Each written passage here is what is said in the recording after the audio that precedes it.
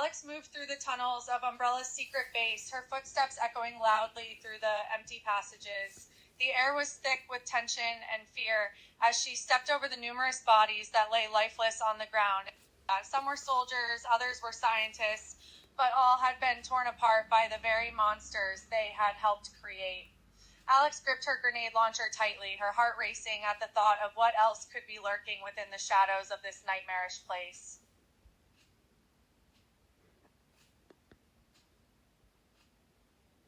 Alex checked her gear again, her anger burning within her like a fire. She had seen the destruction and death caused by Umbrella's mad experiments, innocent people murdered in cold blood just to give their monsters a chance at life. Her hands clenched tightly around the grenade launcher as she moved forward, determined to take down as many of Umbrella's creations as she could. Alex's jaw tightened as she moved deeper into the facility, her eyes scanning the dim corridors. He remembered the security footage, those young scientists in their clean lab coats, calmly injecting samples into test subjects, some of them still alive, still screaming. Willingly, she muttered under her breath, voice raw with fury, "You're not victims. You're executioners."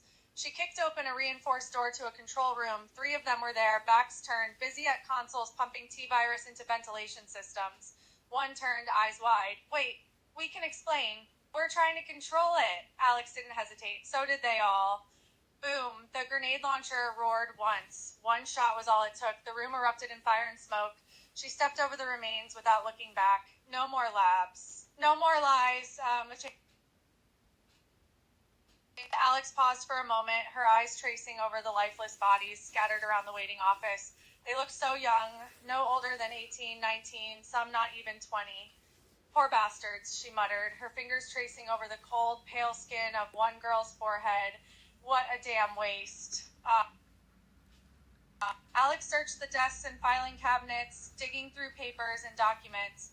A frown formed as she read a list of names civilians captured and taken for G-virus testing.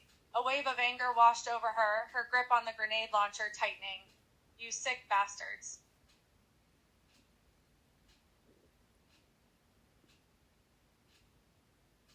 Alex's voice came low, trembling with rage, because they weren't just experimenting, they planned this. Let the T-virus spread, then rounded up the survivors like animals. She slammed a fist onto the desk, sending papers fluttering.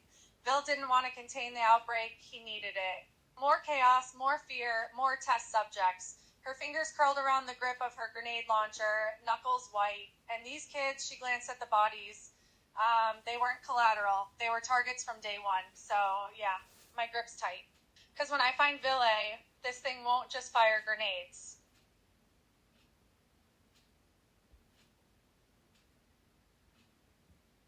Alex scanned the documents, anger burning through her body with every line she read.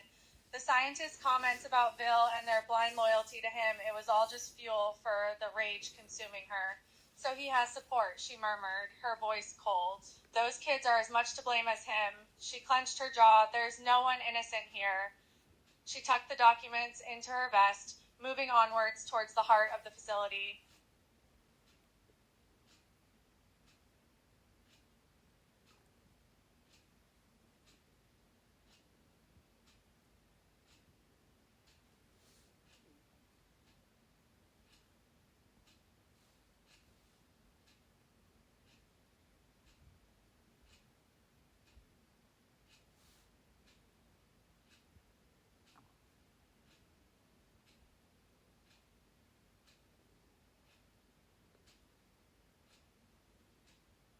The young scientist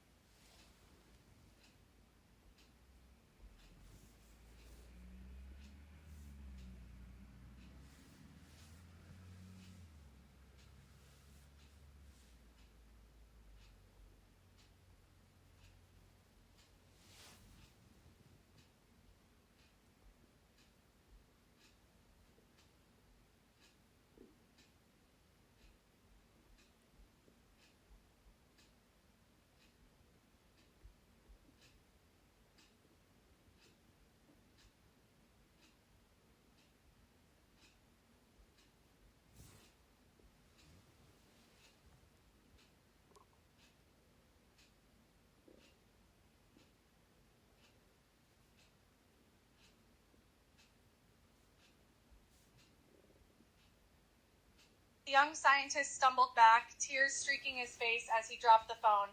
I didn't want this. I only wanted to help. Alex moved fast, too fast for him to react. She slammed him against the wall, one hand pinning his throat, the other drawing her combat knife with a sharp snap. You signed off on kidnapping children, she growled, voice low and venomous. You hid the data. You helped Bill turn a city into a slaughterhouse. The kid choked out a sob. I was scared.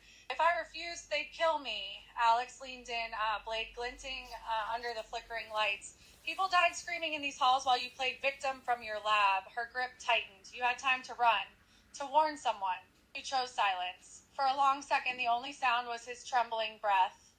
Then she yanked him forward and slammed him into the floor, cuffing his hands with zip ties instead of cutting. You don't get to die clean, she spat. You're gonna watch this place burn and know it's your fault. The young man trembled under Alex's grip, face pale with fright. Please, he pleaded, eyes wet with tears. Please don't. I didn't mean for any of this. Alex hesitated, her expression softening just slightly. I know, she said quietly, then quickly slammed him back down, knocking the breath from his lungs. It doesn't change. A damn thing. The sound of the explosion echoed through the facility, a roar of fire and smoke. Alex was out of the room before the smoke even started to rise, her footfalls quick and purposeful as she moved down the corridor. One down, she muttered, reloading her grenade launcher. Are you okay? Three, and så how does it shishi today, the statistical tag. A monitor flickered to life on the wall ahead. A young scientist, calm, polished sleeves rolled up, stared at Alex through the screen. His lab coat was pristine, his expression one of cold irritation. You really didn't have to bring weapons into my lab, he said, voice smooth but edged with disdain. We could have talked, reasoned. Alex stopped mid-step, her grip tightening on her grenade launcher. She tilted her head slightly, staring at the screen like it was something rotten crawling out of the gutter. Your lab? She spat. This whole place is a graveyard built on lies and blood, and you're standing in there like you're some kind of god playing with petri dishes.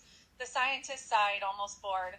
Progress requires sacrifice. You wouldn't understand. Emotion clouds your judgment. Alex took a slow step forward, eyes locked on the camera. Then let me be very clear, so even a genius like you can get it. I'm not here to negotiate. I'm here to erase you all from the map. She raised her grenade launcher and fired straight at the monitor. Boom. The screen exploded in sparks and smoke. Alex wiped soot from her face, watching the smoldering remains of the monitor. A cold smirk tugged at her lips. Fear, she said, voice low, almost calm. I don't create it. I just remind them what they've done. She turned away from the wreckage, stepping over shattered glass and sparking wires. They thought they were safe in their labs, white coats and fancy degrees shielding them from consequence. But now, they hear footsteps and wonder if it's one of theirs running toward them, or me. She patted her grenade launcher like an old friend. Every explosion, every scream, they know it's getting closer. And when that camera cuts to static, that's when they realize, her voice dropped to a whisper, no one's coming to save them.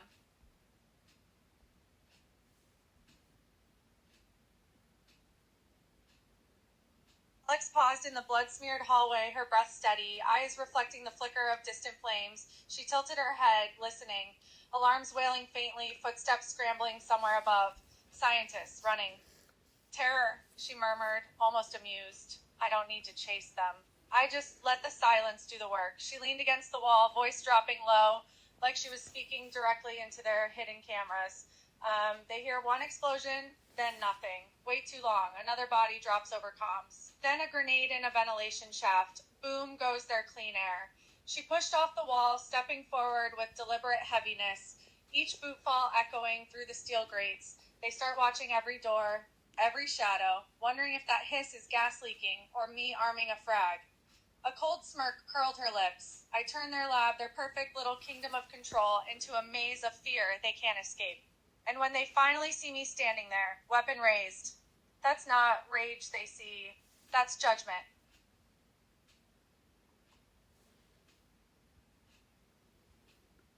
Alex stopped. For the first time, her steps fell silent. She looked down at her hands, stained with soot, blood, the weight of every life she'd taken tonight. Her voice came low, rough, not certain, but unyielding. I don't care if they deserve to die, she said. That's not my call. She lifted her head, eyes hard in the dim light.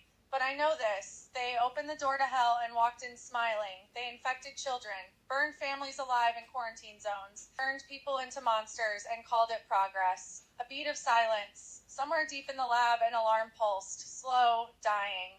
Maybe not all of them pulled the trigger, she continued.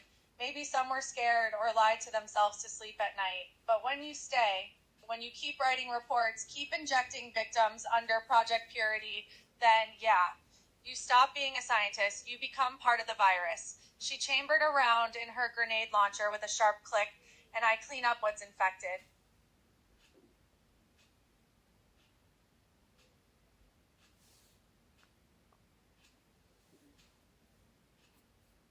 Alex paused, thinking. It was a question she hadn't let herself think about, but here in this moment, surrounded by the evidence, it felt like she couldn't avoid it any longer. Maybe not infected, exactly, she said, voice quieter than before, but broken. She glanced around the halls, imagining the scared eyes behind the cameras. They started with good intentions. They wanted to fix things, save lives. Then somewhere between the labs and that damn G virus,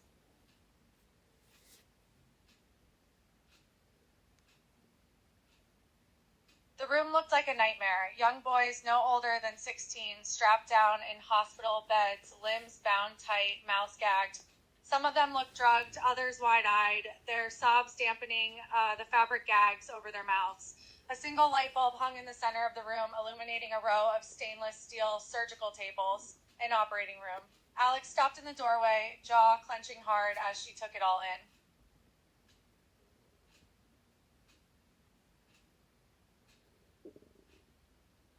Alex froze in the doorway, her breath catching. There, on the last bed, a boy no older than 14, half consumed by the virus. One arm was twisted, gray and veined with black tendrils creeping toward his chest. His face was still human, barely. Tears streamed down his cheeks as he clutched a small wooden cross to his chest, lips trembling in prayer. Pater noster, quies in caelis, he whispered between sobs, save me, please, I don't want to die. Alex's grip on her grenade launcher faltered. She stepped forward slowly, boots quiet now, not like before. She knelt beside him, voice softer than it had been in days. Hey, it's okay. The boy turned his fevered eyes to her, hope and terror mixed together. Are you an angel? He croaked. Her heart broke. No, she said gently, but I'm here, and I won't let them have you. The boy stared up at her, terror and awe battling in his eyes. He nodded through sobs. Please. Alex's hand trembled slightly as she set down the cross and steadied her revolver. She knew what she had to do. Even as her heart ached, she knew. I'll make it quick, she said quietly, her voice catching in her throat. The boy closed his eyes, tears still streaming down his face.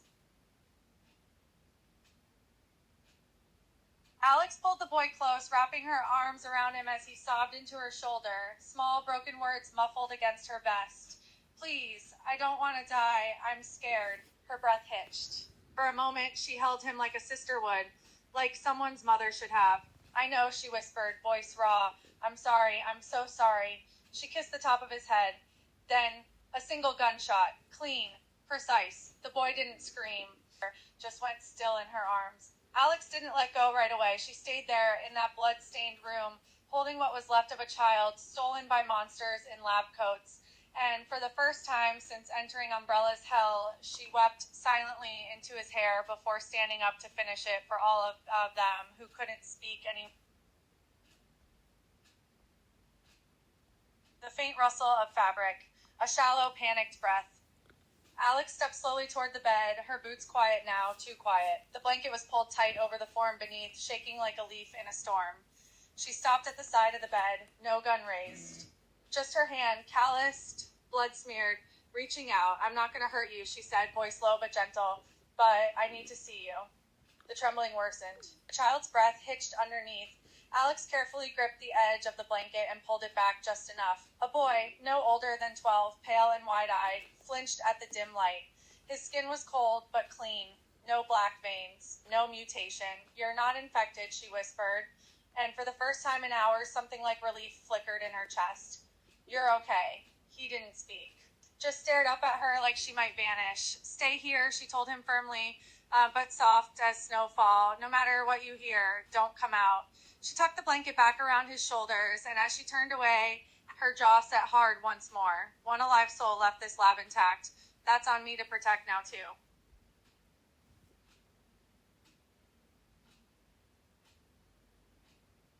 "No more children," she whispered, eyes cold as ice. "Not under my watch." The scientist struggled against his binds, but he was already too ill to put up much of a fight. "Alex, please," he sobbed, voice trembling and broken. "You don't understand. It's not what you think." "Then tell me what it is," she said, leaning over him. "Tell me something that makes me not pull this trigger right now." The scientist's breath came in ragged, broken sobs, tears cutting through the blood on his face. His lips moved, trying to form words, an apology, a plea, a name, maybe. "Alex didn't wait for it. You should have thought of someone else before you put a child in a cage," she said, voice hollow, final. A beat. His eyes met hers, wide, wet, full of terror and regret. Too late. Bang. The sound echoed through the sterile room like thunder in a tomb. His head snapped sideways against the pillow. Blood bloomed dark and slow across the sheets. Alex stood there, gun still raised, for only a second longer than needed. "That's one," she whispered. "But how many more think they're innocent?" She wiped her knife on his lab coat and walked out without looking back. No more tears from them mattered now. They'd used theirs all up on victims who couldn't answer back.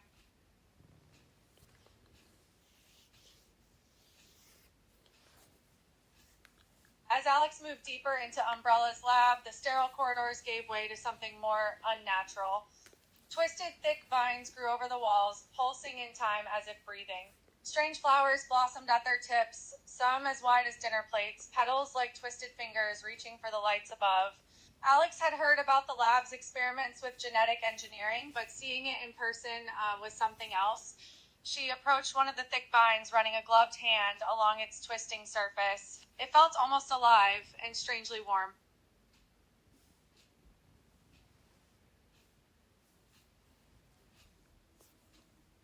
Alex froze, her eyes locking onto the grotesque figure dangling headfirst against the massive observation glass.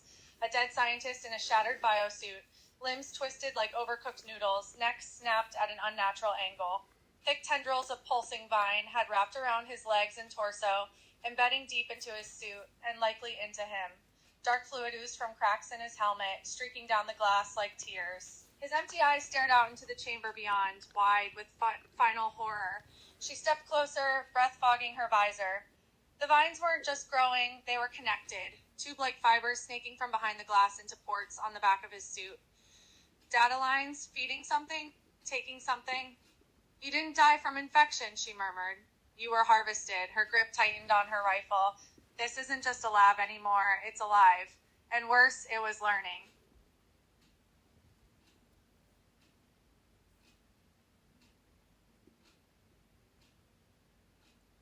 The door groaned as Alex ripped away the thick, vein-like vines clinging to it.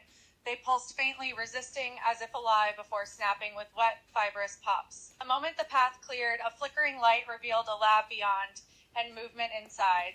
A young scientist, no older than 22, stumbled back from a containment chamber, his hands shaking. His sleeve was torn at the shoulder, blood soaking through. On the other side of thick glass, 3 children in hospital gowns, eyes hollow, skin already mottled gray.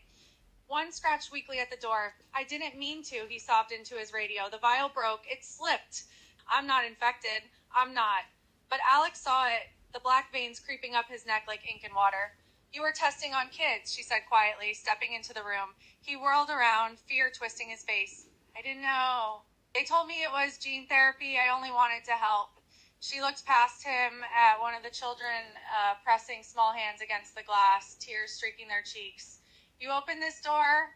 she said coldly. "Now you get what's on the other side." The scientist backed away, but too late. His breath hitched, his knees buckled. "Please, I don't want to turn." Click. Alex raised her pistol, not toward him, but toward an emergency purge panel on the wall behind him, labeled "Containment Failure Terminate." One shot. One spark, alarm screamed as fire flooded in from ceiling nozzles. He and all he'd made were engulfed in flames within seconds, screams lost under roaring heat. She turned before they could become monsters. No more doors open tonight, only ones that lead to hell getting sealed shut. The scientist, now less man than monster, hissed, lunging toward her. Black veins crawled across its limbs like snakes, pulsing and coiling as it swiped claws out like a wild cat. Alex barely managed to dodge the slashes, her heart pounding in her ears. She fired shot after shot from her handgun, but the creature barely seemed fazed. Its eyes glowed now, teeth sharp as knives. She knew what she had to do. She needed bigger firepower. The creature let out a shrill, garbled scream, one that sounded both pained and enraged. It reared back, its form twisted like a twisted sculpture of veins and claws. Black fluid oozed from its wounds, sizzling as it hit the ground. For a moment, it just stared at her, eyes almost defiant.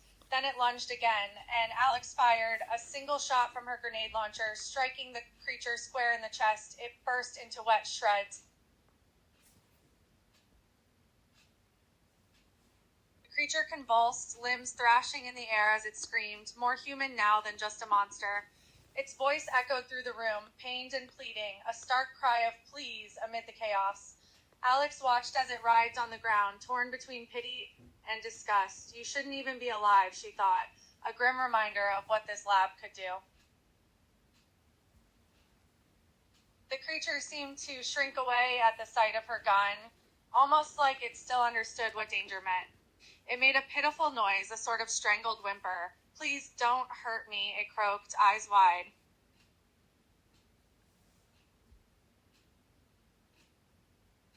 Alex lowered her gun cautiously, watching the creature's writhing form, its limbs twisting unnaturally in a sickeningly familiar pattern. Can you understand me? She asked quietly, stepping a little closer. Yes, please help me. I don't want to be like this. The creature let out another strangled sound, half moan, half cry, as its body contorted uncontrollably.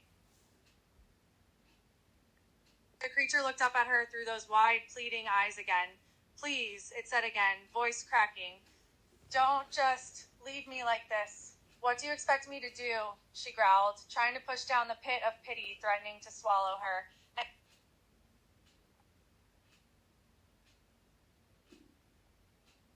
Cure you? Alex spat, voice sharp with disbelief. She crouched down, the knife glinting in the dim light, her eyes locked on his melting face. Still human enough to beg, too far gone to be saved. Your colleagues made this nightmare.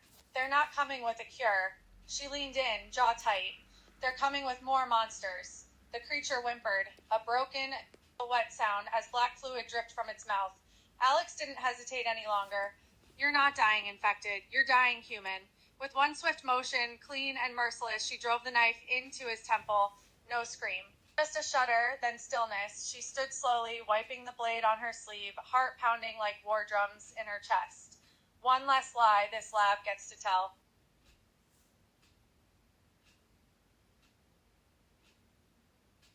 The table was covered in documents, some stained with black fluid, diagrams, notes, even pictures. It all pointed to this, to experiments of genetic manipulation, of creating life from the most twisted nightmares.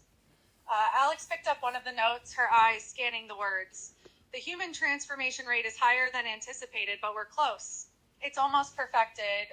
Just a few more doses, and we can begin testing on larger hosts. She paused, a frown creasing her brow. What were they using for testing? The notes detailed the experiments in grim detail, how they would take subjects from the streets, inject them with something called the T virus, then let them loose in the facility to record the results. Alex felt a chill crawl up her spine as she read. Even the most innocent-looking notes were filled with cold indifference. Human testing is essential to our progress. She balled her hand into a shaking fist.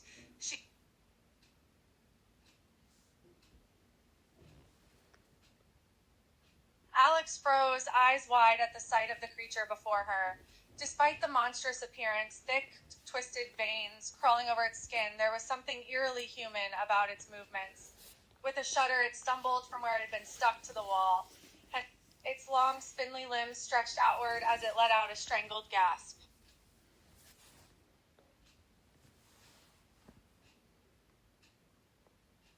creature shrieked, a wet, gurgling sound, and spat another stream of acid. Alex rolled hard to the side, the corrosive slime sizzling into the floor where she just stood. You don't get it, do you? She panted, snapping a fresh magazine into her machine gun. This isn't about winning. The ivy thing thrashed forward on broken limbs, vines reknitting like living stitches. Its mouth hung open, no words, just hunger and pain fused together. Just die already, she growled, before I turn you into mulch. Gunfire roared in the tight space, round after round, slamming into its core. The thing staggered, collapsed, then twitched. Still trying to rise, Alex lowered her weapon slightly, disgusted not just by the monster, but by whatever sick mind kept making them get back up. Alex didn't hesitate. She swung the grenade launcher up, aimed at the writhing mass of vines and flesh, the thing that was never meant to exist, and pulled the trigger. Boom. The explosion tore through the chamber. The creature vanished in a flash of fire and flying debris. Chunks of ivy, bone, and blackened tissue splattered against the walls. The force knocked Alex back a step, heat licking at her face. Silence followed, broken only by the crackle of flames eating through corrupted foliage. She stared into the burning wreckage, breathing hard. Get back up from that, she muttered. Go on. But nothing stirred, no twitch, no groan, no cursed resurrection, just ash and end. Alex lowered her weapon slowly, one more abomination erased. But how many more were still breathing in this hell? Alex felt the movement rather than heard it, a shift like a shadow in the corner of her vision. She spun, machine gun already raised. Behind her, another creature, tall, lean, half hidden in the smoke and darkness. Its face was almost human, but its body was covered in twisting veins of dark fluid, pulsing like some monstrous circulatory system. A low groan escaped its throat. The creature staggered towards her, slow, unsteady. Its hands, more like talons now, reached out toward her. Its mouth was open in a grotesque smile. Please, it gurgled, voice strangely pleading. Help me. She tensed, gripping the machine gun. Its voice sounded so human.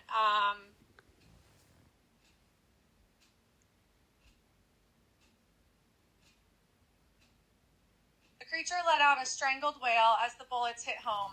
It staggered backward, body twitching as dark fluid oozed from its wounds. Despite the damage, the thing stayed standing, eyes locked on Alex in blind determination.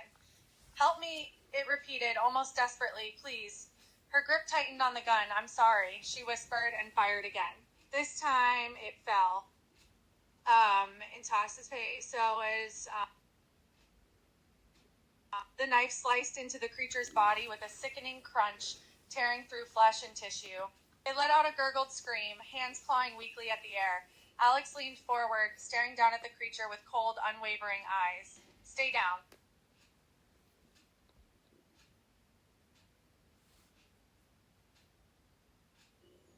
The air was thick with the scent of damp earth and something sickly sweet, like rotting flowers. The main flora chamber stretched before Alex, a grotesque jungle grown from stolen lives and twisted science. Vines pulsed along the walls like veins in flesh, throbbing with dark fluid. Thick roots snaked across the floor, twitching as if sensing her presence. Around every corner, movement, shapes shifting in the shadows. More of them, waiting. She tightened her grip on her machine gun, breathing steady despite the weight pressing against her chest. Not fear, but fury. You want me to run? She muttered into the gloom. Then why are you hiding? A vine lashed out from above. She fired on instinct. Rat-tat-tat. It blew apart midair, black sap spraying like blood. Another whipped from the side. She dodged low, rolled forward, and opened fire into its source. This wasn't a lab anymore. It was a nest, and she was burning it out, root and stem.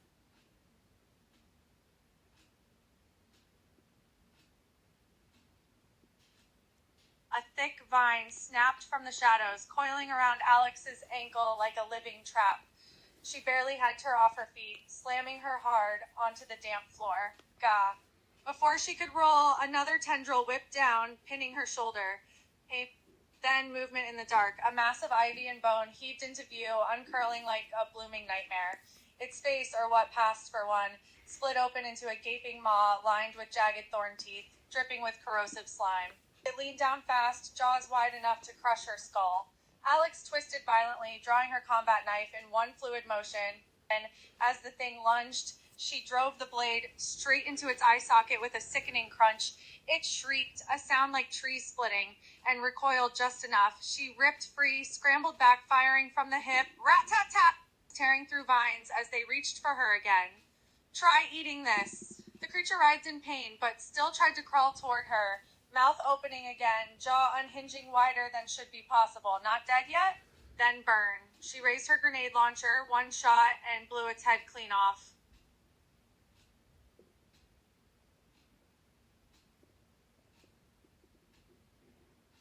The creature thrashed, half its face gone, but still it spoke, voice wet and broken through the ruin of its jaw. Please, stop. I'm human. Alex froze for a heartbeat, knife raised, chest heaving.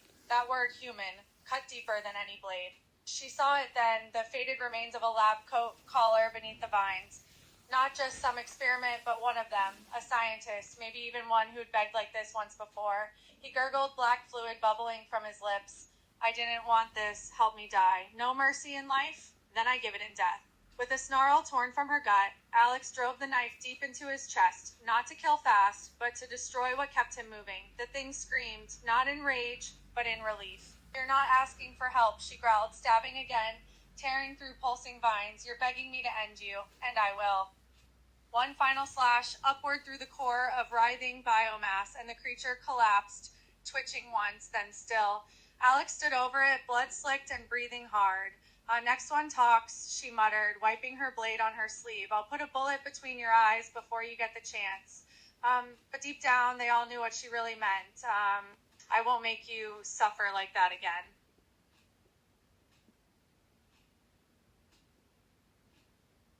The stairs led into the lower level of the lab, the air thicker down here. Alex descended slowly, flashlight carving a white beam through the murk. Shadows shifted in the darkness, but none made a move toward her. It was silent here, too quiet. The tunnel at the bottom of the stairs sloped sharply down, almost at a 45-degree angle. At the other end, light spilled around the edges of a heavy steel door. A soft glow, but from what?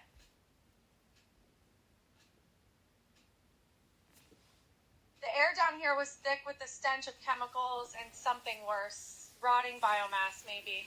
The walls glistened under a thin layer of slimy moisture. Plastic sheeting stretched taut like skin over rusted pipes and crumbling concrete. Alex moved carefully, boots squelching slightly as she stepped past overflowing drainage grates. And then she saw it. A supply cache bolted to the wall behind shatterproof plastic. Inside, acid rounds, glowing faintly green in the dim light, designed to eat through bioorganic armor, magnum bullets, heavy-duty .50 cal rounds jacketed in silver, for when you need to make sure it stays dead. She cracked the case open with her knife. No alarms, no traps. Someone knew this hell would need burning, she muttered, loading the magnum first. Then she chambered an acid round into her rifle and looked deeper into the tunnels ahead. Time to see what else they tried to bury down here.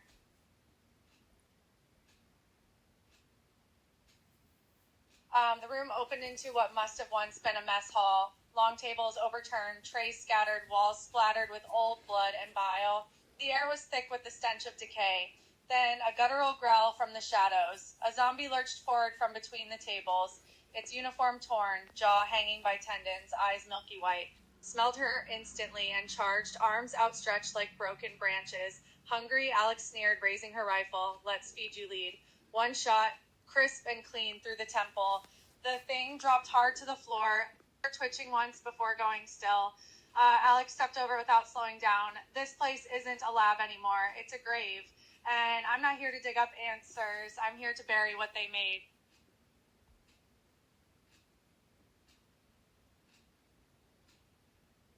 A low, distorted voice crackled through the broken speaker above, calm, almost cheerful amidst the horror. Welcome to Umbrella Bioorganics Facility 7. At Umbrella, we care about your health.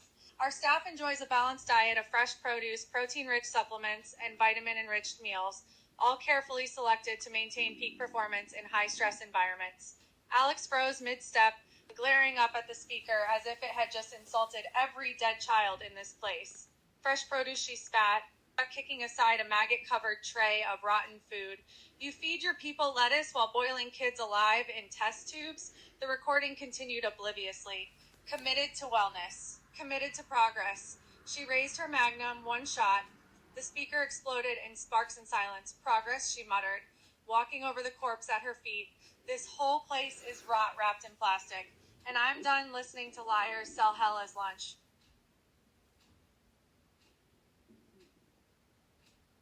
Just beyond the mess hall, a thick door led to what looked like an industrial kitchen. Broken glass littered the floor, mixing into old blood and worse-smelling black fluid. Then a sound like someone crying, strangled by something wet in their throat. Alex crept forward. Hell, no way. Then she saw a man lying face down on the torn linoleum floor. He was still alive, barely. Something crouched over him, a human shape maybe, but twisted and swollen. A zombie. It glanced her way, mouth smeared in red, gurgling like a drowning creature. He moaned, arms outstretched, trying to crawl but too exhausted to stand again. His breathing was heavy, wet, not just sick but dying. The color was going from his face. The zombie lay dead beside him, face in a pool of blood and its own black vial. She kneeled down, grabbed the man's wrist. He tensed, eyes wide, not with relief but with terror. One look, and she saw it. He was no civilian, and he was too far gone. The man stared up at her, eyes wide with horror. Please don't. Alex looked down at the bloody man and the dead man walking beside him. One would grow into a monstrosity. The other was already there. She'd seen too many like him, all twisted with fear and rage and the promise of what they'd been. And she didn't owe them mercy. She pulled the knife across his throat, cleanly. Mercy? No, you got none.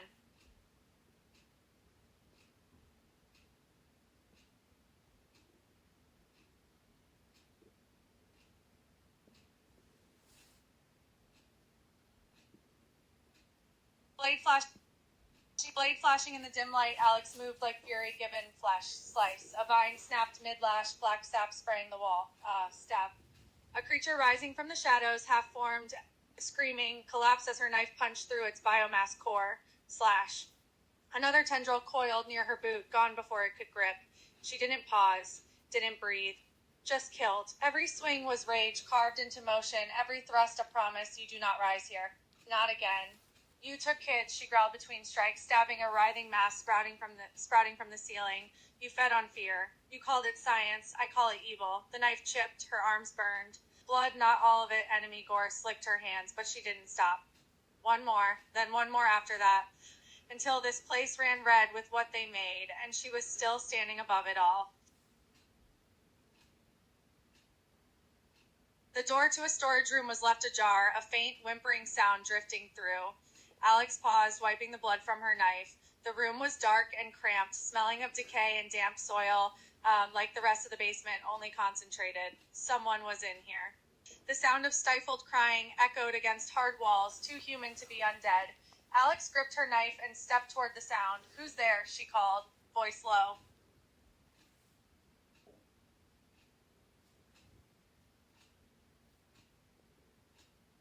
Alex froze in the doorway, her breath catching for just a second. The girl, no older than 20, was curled in the corner, lab coat torn and stained with something dark. Her glasses were cracked, one lens gone. She looked up with wide, desperate eyes full of hope, the kind that hadn't yet learned this world was dead. Rescue? Alex repeated, voice rough like gravel. She didn't lower the knife. No, she said flatly, I'm not rescue. The girl flinched. Then, who are you? Please, I haven't done anything. I just cleaned samples. I didn't know what they were doing to those people. Alex stepped closer, scanning her neck, her hands. No signs of infection, no black veins, just fear. But fear lies too sometimes. You work here, Alex said coldly. That means you breathed their air, ate their lies. The girl shook her head violently. I couldn't stop it. I tried to run when I saw them take that boy, but the door's locked. Please, I just want to go home.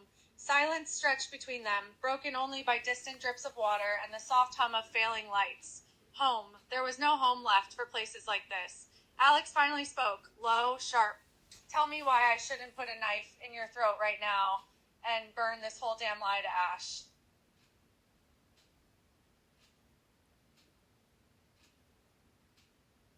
Alex blinked once, slow. The question hung in the damp air like smoke. What? She said, voice tight. You're Alex Morgan, right? The girl stammered, eyes searching her face. from Ridgeview High, the quarterback? You were on the news all the time. You broke records. There was that scholarship offer. For a heartbeat, the first in what felt like years, Alex wasn't standing in a rotting lab filled with monsters. She was back on that field, cold autumn air, cheers ringing in her ears, a ball tucked under her arm, sunlight glinting off the scoreboard. Homecoming 9. Fourth quarter, 2 minutes left. She just run a 62-yard touchdown to win it all and carried her injured teammate across the goal line after him. The girl sniffled. I watched that game, she whispered. You were kind of famous. Alex stared at her, really looked at her now, not a monster, just scared. And somehow she remembered me not as this blade in the dark, but as someone who used to run toward people when they fell. Yeah, Alex said finally, voice quieter now, almost raw. I was. She didn't lower the knife all the way, but she stopped pointing it at her throat. But that girl died 3 labs ago, she muttered, stepping back slightly. Now there's just me. And I don't save people because I'm kind anymore. I do it because no one else will. Now, tell me true, her eyes narrowed. Have you seen any children still alive down here? Alex didn't believe her, not fully, but something in the girl's voice, frighteningly sincere, made her pause in her steps. She kept the knife down by her side as she looked around. How'd you survive down here by yourself? She asked finally. I hid, the girl said quietly. There's a closet in the corner with a floor space underneath. They didn't find me. Not until now. Anyways.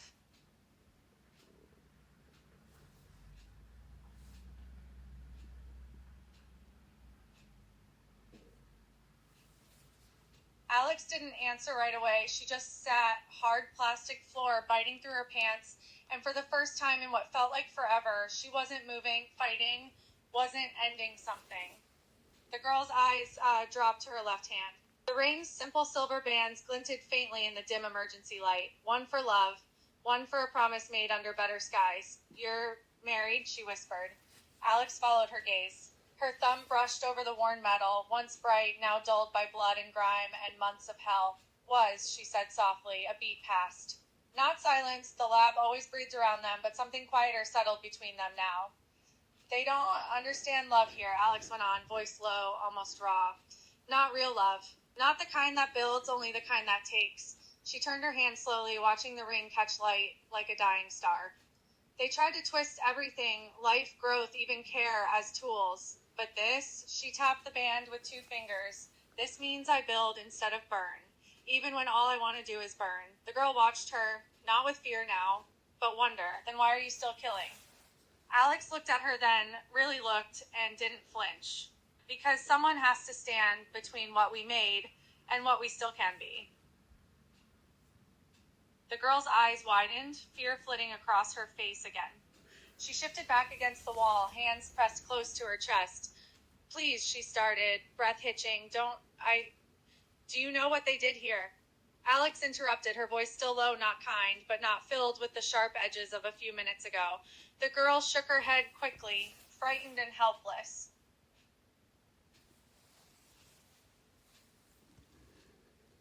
The girl's sobs were soft, broken. She tried to speak, but every word came out as a strangled whimper. Alex's expression never changed, hands still steady.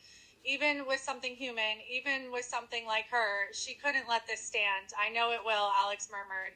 She reached out with her other hand, brushing the girl's hair back as she spoke. But not today. Her fingers curled into a fist, grasping a handful of the girl's shirt in a grip that could snap bone. The girl convulsed, eyes wild with terror as she let out a strangled cry, her hands trying to reach down to the wound. Alex kept her arms around the girl's slender frame, pulling her as close as possible, trying to help her get whatever comfort she could in these final seconds. Throughout it all, Alex kept a hand on the girl's hair, smoothing it back like she would with a child trying to be brave, murmuring reassurances that were almost lost beneath her uneven gasps. It's going to be all right, she whispered, even though it was a lie. Where, I say taiki som yo say, they're done never guessing lesson, okay? These things is,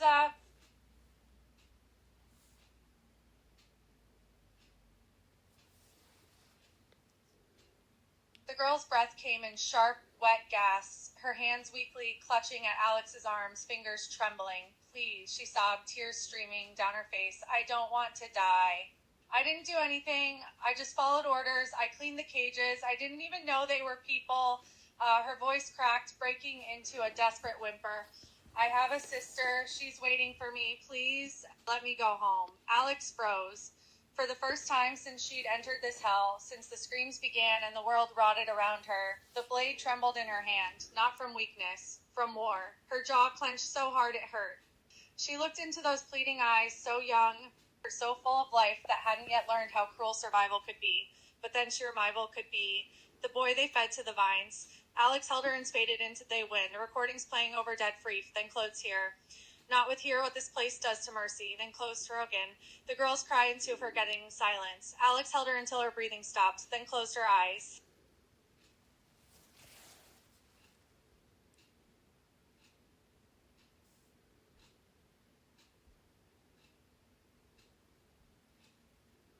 Alex straightened up, her hands still trembling, her arms stained black in the dim light. The card buzzed green as she slipped it into a slot in the wall, the door creaking open reluctantly, and the faint glow of overhead lights filtered in. A sign hung above the door: Research and Experimentation Wing.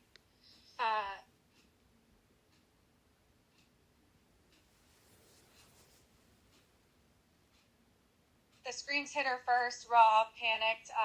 Around the corner, a group of civilians huddled against a locked door, backs to the wall. 3 zombies closed in, mouths gaping, fingers clawing. Hey!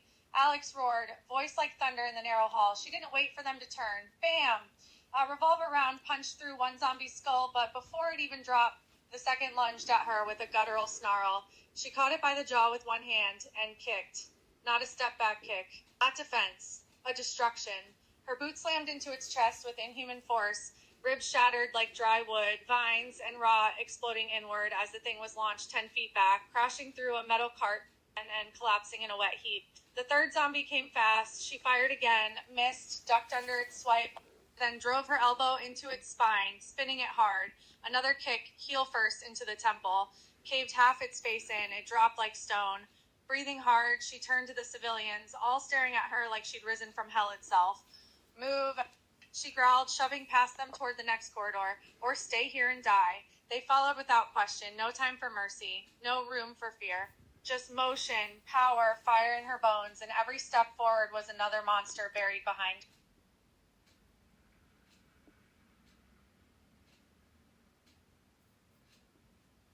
The door burst open, not from force, but from something inside, tearing it apart. 5, 6, more. Zombies poured through, twisted by infection and ivy, their limbs twitching with unnatural strength. A guttural chorus rose in the hall, hunger made sound. Alex didn't flinch. She moved like a storm given muscle and rage. First one lunged, she sidestepped, grabbed its arm, and kicked hard into the center of its chest. Bone exploded inward. The thing shattered, torso caving, ribs flying like splinters, head snapping back at a broken angle as it flew into 2 others behind it. Second zombie swung wild. She pivoted, planted her boot on the wall for leverage, and launched forward with a spinning heel kick that caved its skull in sideways. Splatter painted the ceiling. Third tried to bite. She caught it mid-lunge and drove her knee up like a piston, crunching through jaw and up into brainstem. It dropped, but she wasn't done. Fourth came low. She stomped down with full force, crushing its spine across the neck, then used the corpse as a springboard to leap into the fifth with both boots forward. Double kick to the chest sent it backward through the doorframe. Vines ripped from walls, body split at impact. Silence fell, just blood, gore, limbs twitching in pieces on tile. Alex stood in the center of what was left, a woman covered in filth and fury, breathing hard, eyes blazing. Next, she spat. Who's next? But no more came, only echoes, and footsteps following behind, the civilians finally moving. She wiped black slime from her face and walked deeper into hell. The boy sat curled in the corner of an empty room, knees drawn up, face hidden in his hands. Alex stepped in, clearing the space, the only light a soft glow from a nearby computer workstation. Hey, she said, her voice softer now but no less firm. And there Kirsty Channing, there fucked Susa can like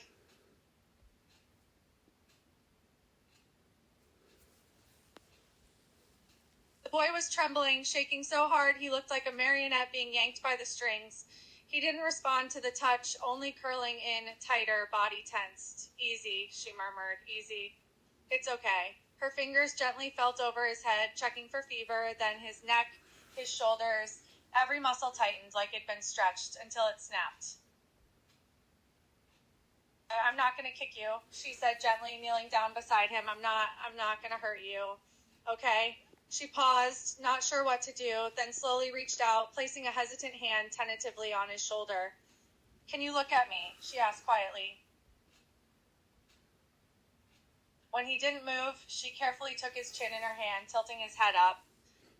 He couldn't have been more than 12. His face was pale, streaked with tears, eyes red and swollen, but even like this. Can you tell me your name? She asked gently.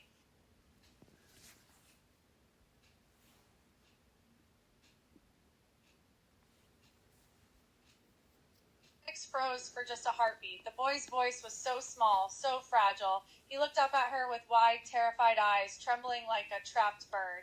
Matt. She repeated softly, testing the name like it was something precious. You're Matt. She studied his face, his skin, pale but clean. No black veins, no pulsing under the flesh. His pupils were dilated from fear, not infection. She ran careful fingers along his neck, checked the inside of his wrist. No injection marks fresh enough to mean active virus. Not yet. You're hurt, she said quietly, but you're not turned. He let out a shuddering breath, half sob, half relief. But they tried, she added grimly, remembering the lab notes, the doses, the children listed as specimens. They always try. Without thinking, without hesitation now, she pulled him in slowly and wrapped her arms around him. A real hold, not tactical. Exakt. And så just det säger att hon har sagt till I'm detecting human warmth against human fear. I've got you, she whispered into his hair, her voice rough but sure. And I won't let them take you. He buried his face in her shoulder and cried, not from pain, from hope. And for the first time in years, Alex felt something crack inside her chest, not brokenness, but purpose returning. She held the boy close, one hand rubbing his back, the other smoothing his hair. His shoulders shook with sobs as his tears soaked into her jacket. Shh, she murmured. Just let it out. It's going to be all right. He gripped her tightly, not wanting to let go. Just breathe, she said quietly. I got you, sweetheart. I'm myself a greasier defense. I fill up her views out, and I have his heard a says is. She held him for a moment, just letting him take the comfort he needed before shifting back slightly. He didn't fight her, only looked up with red eyes, a child's fear still shining, even as the tears ran dry. You gonna be okay? She asked quietly. Promise? Matt nodded, taking a shuddering breath. It wasn't easy, but he seemed to stand a little taller now, the world less dark than before. Yes, he said softly. I'll try.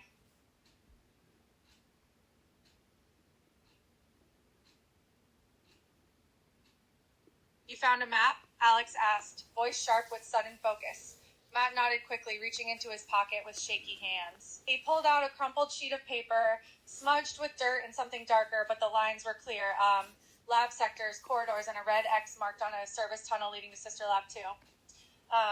There's a train, he stammered, like an emergency shuttle. Runs on backup power. I heard the scientists talking before. They said it goes out. Past the quarantine zone. Alex took the map, eyes scanning fast, calculating. Her thumb brushed over the route. A way out. Real this time. Not just fire and fury leading nowhere. She looked down at Maddie, really looked, and saw not just a scared kid, a survivor. Attaboy, she said again, softer now, but with fire behind it. She cupped the back of his head, pulled him in for one more quick hug. You just gave us both a future. Then she stood, revolver in hand, knife at her side, Matt's small frame closed behind her. Stay tight, she ordered, moving toward the hall. We cross that bridge, we ride that train, and we burn this place from the outside in. Alex stopped, turning back toward him, surprised by how steady his voice was now. You sure? Matt nodded. He made me promises. If I help him, he'll take care of me. Keep me safe. Yes, the time seen by He paused as if choosing his words carefully. My dad. Alex felt herself tense. He helped make the virus? She asked. Not on purpose, Matt insisted. He's a genius, best doctor in the whole world. He wanted to fix people. He said he was going to cure cancer. We will, she said quickly. After we go find your dad. She was still looking at him, studying his face carefully. What are you thinking? Asked, voice soft. Alex smiled for the first time since entering the labs. I'm thinking I'm not leaving a damn soul to rot down here.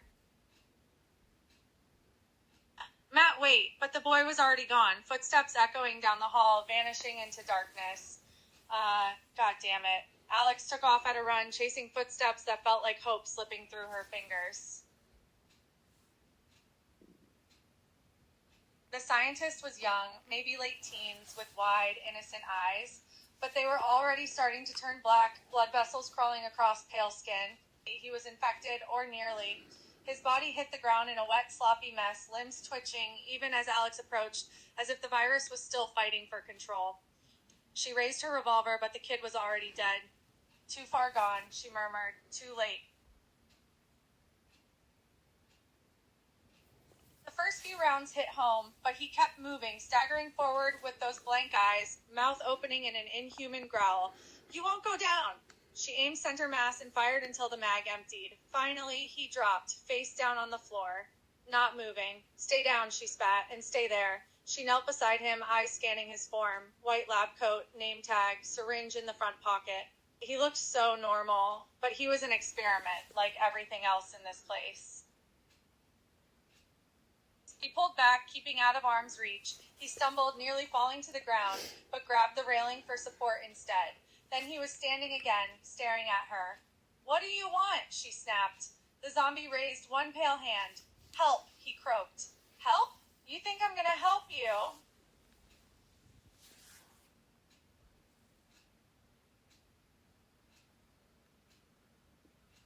The grenade launcher roared. A searing burst of fire erupted down the hall, engulfing the thing halfway. Whoosh! Flame rounds detonated on impact, splashing like liquid hell across its chest and face. The zombie screamed, a raw, guttural sound mixed with pain and something almost human. Half its body blackened instantly, flesh bubbling, clothes burning away into smoke. One arm gone. The other still outstretched as it staggered forward, legs charring with every step. Help, it gargled, voice cracking through flame-roasted lungs. Alex stood firm, eyes hard, jaw tight. You're already dead, she said coldly, and I'm not saving ghosts. She fired again. Boom. The second round hit center mass, blasting what remained of his torso apart in a firestorm. Burning pieces flew backward. The corpse collapsed into ash and embers, smoldering on cracked tile. Silence returned, only the smell of burned meat and the echo of a voice that still asked for help in hell.